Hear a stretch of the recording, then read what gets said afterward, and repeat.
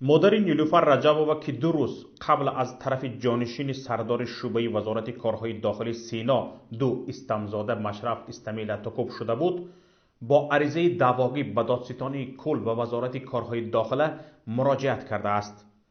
اما نه در دادستانی و نه در وزارت کارهای داخلی به نسخه عریضه امضا نگذاشتند.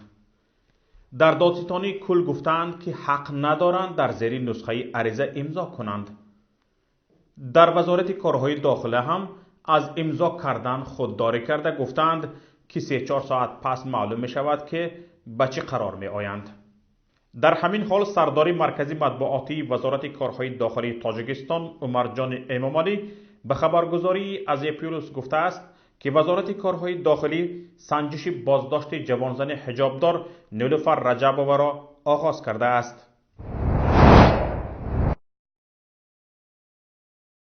ما اطلاعات نشر کرده وسایط اخباری عامه را دیدیم. رهبریت وزارت اوید به آن سنجش تعیین کرده است. بعد از انجام سنجش نتیجه اش را دقیق کرده خبر می دهیم. در عریضه ولامت ابراهیمووا مادر نیلوفر رجبووا که نسخه آن به دست پیام رسید، از بیدادگری های کارمندان شعبه وزارت کارهای داخلی سینا 2 به خصوص معاون سردار آن استمزاده مشرف استمی شکایت می شود.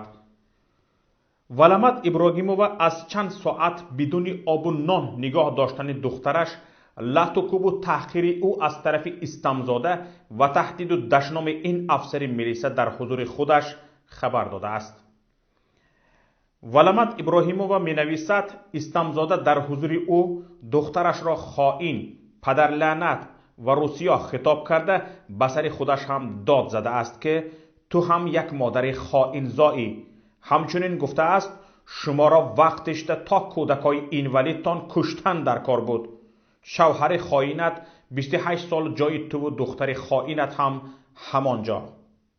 در حال وزارت کارهای داخلی به این مناسبت وحشیانه مشرف استمی با خونسردی مناسبت میکنند که طول 3 روز است فعالان جامعه شهروندی، رسانه ها و هزارها کاربران شبکه های اجتماعی از پی این خبر این عمل جانشین سردار شعبه وزارت کارهای داخلی سینا 2 را قاطعانه محکوم کردند. صدها کاربران در صحیفه خود دعوت به عمل آوردند که نسبت این قضیه نباید بی‌طرف بود. باید گفت طول این 2-3 روز آخر به نشانه ما 10 ها مکتوب، صدا و نوارها رسیده است که از حال امروزه تاجیکستان و مناسبت مقامداران با مردم حکایه می کند. این زنی که در نوار می بینید بنا به نقل شوهرش به خاطر روسری اورانیس سنه 21 نوامبر بازداشت نموده به شعبه کارهای داخلی ناحیه سینا 2 میبرند و او را تا بیهوش شدن شکنجه میکنند و بعد بیهوشی به کوچه برآورده به لب راه مانده میروند. در حال این گونه مناسبت را مقامات با این زن روا میبینند که همراه این مادر دخترچه 9 ساله اش بوده است. این را میگویند وحشت افکنی. بنا به نقل منبع این دخترچه 9 ساله تا به حال از جای خوابش داد گفته میخسته است. همسرش باشد مدت 10 روز بعد این واقعه بستری شده است. یکون چیز نمیشه فهمیدی؟ جمهوری آزاد دموکرات چه خیلی بفرم نم خیلی نمال ما میبندم فهمیدی؟ اینه طریق ابزا من تروریست میگم آدم کش زنی آزادم قرطقام درد میکنه نامتری نمال ما بسه برا الرژی دارم تمام. ما از خطی و گاب زنم نمیه میشنونده دراز میکشید دیدم میترسه نه اوزی کمتر چی شوان تری بخیه دورش دادم اوزی کمتر تری خودشنی کمتر قصروی چقدرگی چی گرد نیسته آدمی که من سر من دیدر میاد روی آدم چابو میکنه یا ای بچه‌ش میرم همینجا نشستی من سخنار میگم راستو. رهبر کمیته شهروندی نجات گروگانان و زندانیان سیاسی در تاجیکستان عبدالستار بابایف با پیام گفت نسبت دستاندرکاران تحقیر و شکنجه نیلوفر رجبووا و دیگر مادران خواهران تاجیک به سازمان‌های دفاعی حقوق بشر شکایت میبرد. دست درازی مقامات به مادران خواهران این خط قرمز است و نباید کسانی که دست به این جنایت وحشیانه زده اند بجزا مانند. واقعا هم این یک بدبختی بزرگ است که امروز در کشور ما بالای ملت مظلوم ما یک حکومت دیکتاتور، یک رژیم ظالم حکومت میکند. قضیه دختر زندانی سیاسی رحمت الله رجب و خواهر روزنامه‌نگار شهرت رحمت الله نیلوفر رحمت الله براستی دل هر بیننده را و هر شنونده را ریش میکند. در روز روشن از طرف کارمند وزارت کارهای داخلی شعبه ناحیه سینا اسمت الله زاده مشرب اسمتی، این دختر بیگناه، این دختر مظلوم، خب به بهانه‌ای که روی مال دارد و روسری سرش دارد با یک طریق تحقیر به شعبه کارهای داخلی ناحیه سینا برده شده و خود دختر هم در مصاحبه و در گفتگوی خود با رادیو آزادی و دیگر شبکه‌های اجتماعی اظهار کرد که از طرف این ظالم، از طرف این بخرد موردی همه گونه تحقیر و توهین قرار گرفته است.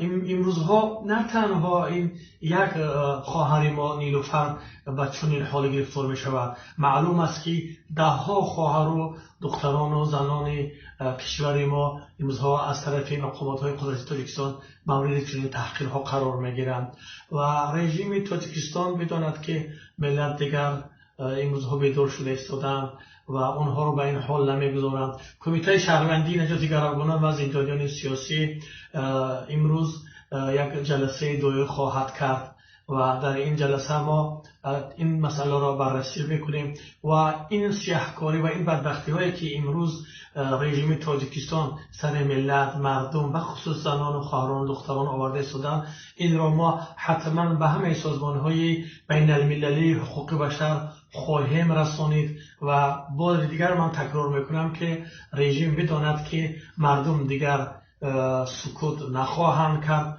ما در روزهای نزدیک به حکومت تاجیکستان در جواب چنین خیانت و جنایت‌هایشان نسبت مردم مظلوم بخصوص نسبت خواهران و دختران و مادران پاسخ کوبنده خواهیم داد. گفتنی است روز شنبه کارمندان شعبه وزارت کارهای داخلی سینا 2 در یک عملیات ضد سطر نیلوفر رجب‌آور را همراه با 3 زن دیگر بازداشت کرده به شعبه بردند. بعد فهمیدن اینکه او خواهر روزنامه‌نگار شهرت رحمت الله و دختر زندانی سیاسی رحمت الله رجب است، او را لط و کوب کرده تهدید به تجاوز دست جمعی کرده اند. رحمت الله رجب سیاستمدار و فعال تاجیک، سابق رئیس شعبه حزب نهضت اسلامی تاجیکستان در ناحیه‌های تابع مرکز و سابق رئیس شعبه انتخاباتی دفتر مرکزی حزب نهضت اسلامی تاجیکستان می باشد. رحمت الله رجب عضو ریاست عالی حزب نهضت اسلامی تاجیکستان است. او 5 ایون سال 1958 در ناحیه فیض آباد تولد شده است. روز 15 سپتامبر سال 2015 از طرف کارمندان کمیته دولتی امنیت ملی در خانه‌اش بازداشت شد. رحمت الله رجب پس از تحصیلات مکتب میانه سال 1995 دانشگاه ملی تاجیکستان را در رشته اقتصاد ختم نموده است. او سالهای 90 به حزب نهضت اسلامی تاجیکستان پیوست و از سال 2005 تا 2010 به عنوان معاون رئیس شعبه انتخاباتی حزب و از سال 2010 تا 2013 به حیث رئیس این شعبه فعالیت نموده است. رحمت الله رجب از سال 2013 تا بازداشت رئیس شعبه حزب نهضت اسلامی تاجیکستان در نواحی تابع مرکز بود.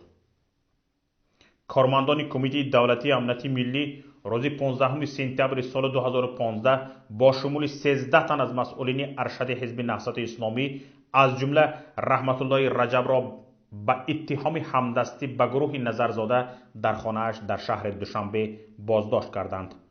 اتهامی که حزب نهضت اسلامی به شدت آن را رد می‌کند و تا به حال با وجود درخواست سازمان‌های بین‌المللی مثل سازمان ملل متحد نسبت این اتهامش مقامات تاجیکستان دلیل قانع کننده پیشنهاد نکرده است. رحمت الله رجب عائله‌دار صاحب 3 فرزند میباشد. شهرت رحمت الله مجری برنامه خبری شبکه تلویزیونی ساتیوی فرزند بزرگ رحمت الله رجب میباشد.